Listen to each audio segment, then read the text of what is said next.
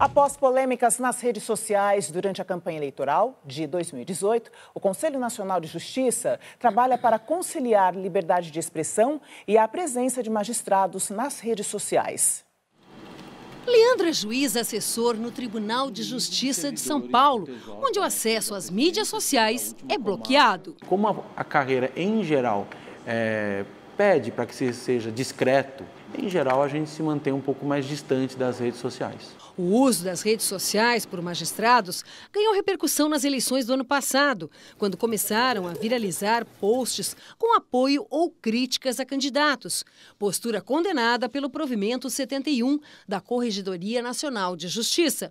Entre as disposições, veta aos magistrados atividades político-partidárias e pede que evitem publicações que possam ser interpretadas como discriminatórias. No início deste mês, foi criado um grupo de trabalho para definir regras sobre o uso das redes sociais pelos magistrados. O objetivo é evitar casos como o da desembargadora Marília Castro Neves, do Tribunal de Justiça do Rio de Janeiro. Ontem, a Corte Especial do STJ recebeu a queixa-crime do ex-deputado federal Jean Willis contra a desembargadora. Agora, Castro Neves virou ré e responde por crime de injúria, após ter postado em 2015 que Willis merecia um paredão profilático, embora não valha a bala que o mate e o pano que limparia a bagunça. Procurada pela TV Cultura, a desembargadora disse que não irá se pronunciar sobre o caso. Além do grupo de trabalho, o CNJ enviou 18 mil questionários para magistrados de todo o país. A coleta de dados, segundo o CNJ, está sendo feita de forma a respeitar o sigilo das informações. As respostas devem ser encaminhadas até o dia 25 de maio.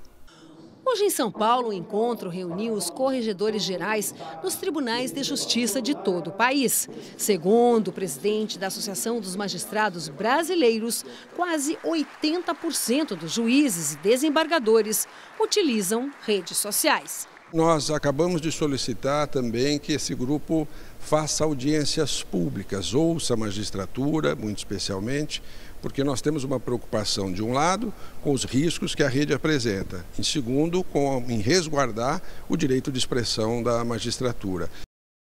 Marcela, é preciso, então, organizar regras para a exposição desses magistrados? Porque o próprio cargo ele já não impõe um comportamento mais reservado? Vejo que nem seria necessário se nós estivéssemos falando entre pessoas honradas, entre pessoas de bem, entre pessoas educadas, né?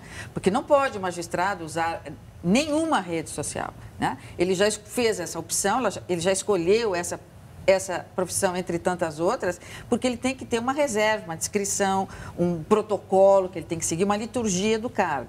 Mas todo o problema, esse da internet, ele se torna pequeno quando nós temos os julgamentos do Supremo Tribunal Federal e no STJ televisionados. Eu sei que o que eu vou dizer, as pessoas vão dizer, não, mas é importante a gente saber o que os ministros pensam, é muito importante a gente acompanhar os julgamentos.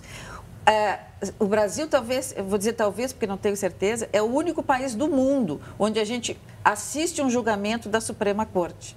Então, na medida em que nós assistimos um julgamento da Suprema Corte na televisão, receber mensagens do Twitter, ou do Facebook, ou do Instagram dos nossos magistrados ou dos nossos ministros fica até pequeno, né? Porque a gente já os viu na televisão. Não pode. Nós não podemos saber o que os ministros pensam. Eles têm que ter os seus julgamentos reservados, senão eles são objeto de pressão.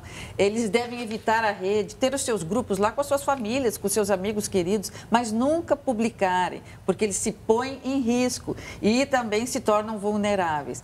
Vamos ter que reensinar as pessoas a se educar relativamente ao uso da rede e a cultivar sua privacidade, sobretudo os magistrados. Como você vê, Sênis? Absolutamente na mesma linha.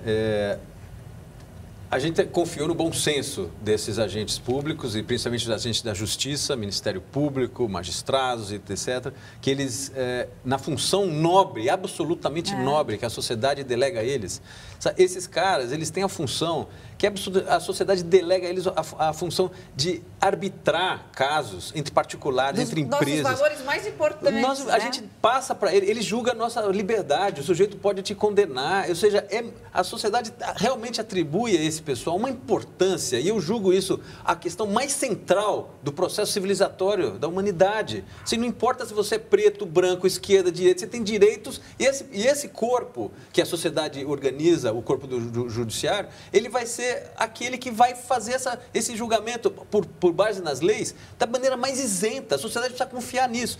Na medida que esse pessoal vai para a política, esse pessoal começa a se expressar, começa a defender lados de questões que não lhes cabe. Tá certo? A gente está apostando no bom senso que eles se autocontrolariam. Não estão. Os mecanismos de corregedoria de todos eles, começar pelo Ministério Público, está falhando. Eles estão sendo absolutamente corporativos. Eles estão imobilizados. Tá certo? Tem abuso sistemático do Ministério Público, abuso sistemático de juiz, de desembargador, de pessoas do Suprema Corte. Tá certo? E esses corregedores estão caladas. Então, só o bom senso não foi suficiente. As corregedorias não são suficientes. A sociedade vai ter que reagir. Mas você vê, Jacene, que se não fosse o fato dessa exposição, digamos, exagerada, eles agora conseguem até evitar voo comercial. Então, nós temos ministros da nossa mais alta corte, pessoas que são extremamente importantes para nós, que não pegam mais o avião comercial de medo de uma agressão. Mas esse é o paradoxo, porque eles querem ir para a política, acontece que a política entra no Ministério Público, entra no Judiciário, e aí a sociedade hoje está em suspeita do Supremo, porque acha que o Supremo tem partido. Olha, eles foram vítimas exatamente, eu concordo com você, deles mesmos. Tá certo? Eu lembro da primeira... Eles armaram uma armadilha, eles minaram o caminho e depois caminharam em cima. Pois a isenção deles é o grande pedestal, de onde eles podem olhar para a sociedade e falar, olha, estou sendo de maneira absolutamente técnica, capaz de julgar, imparcial. Na medida que eles descem desse pedestal e vão para essa briga, esse Twitter dessa desembargadora é uma coisa inacreditável. A partir disso, que isenção? Quem que vai respeitar um sujeito desse? Então, realmente a sociedade vai ter que dar um passo atrás, vamos ter que rever esse processo inteiro.